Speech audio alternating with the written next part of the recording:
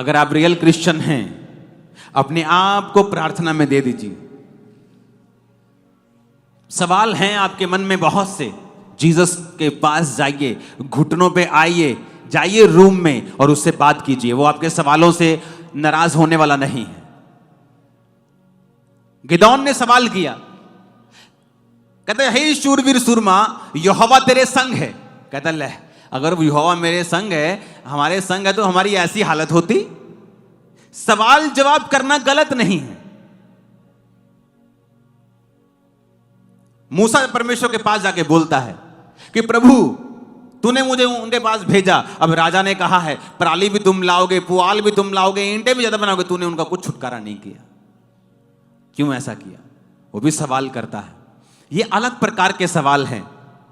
ये उस तरह के सवाल हैं कि मैं तेरे घर का मेंबर हूं, मैं तेरा ही बेटा हूं, मर जाऊंगा लेकिन यहां से हटने वाला नहीं हूं। फिर आप जब सवाल करते हैं, आपके मन में बैकस्लाइड जाने का कोई कारण, कोई प्लान नहीं है, तो फिर आप सवाल करते हैं और आपको करना चाहिए सवाल। लेकिन वो शिकायत भरे लहजे में कम, लेकिन एक मीडिएटर, एक मध्यस्था की प्रार्थना के विचोले की तरह वो ज्यादा होते हैं। कितने मेरी बातों को समझ रहे हैं? गिदोन कहता प्रभु अगर तुम हमारे संग है तो हमारी ऐसी हालत होती क्या? जाइए अपने सवालों को परमेश्वर के सामने रखें, प्रभु ऐसा क्यों है, ऐसा क्यों है, ऐसा क्यों है, और फिर प्रार्थना करें, प्रार्थना करें, पवित्र आत्मा को कहें कि वो आपको समझाए। वो बाइबल पढ़ें, आपको परमेश्वर का आत्मा सिखाएगा।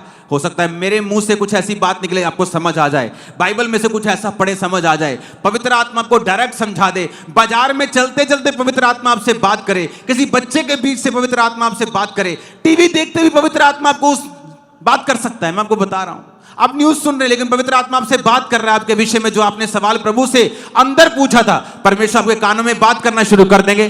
करके देखें परमेश्वर के साथ।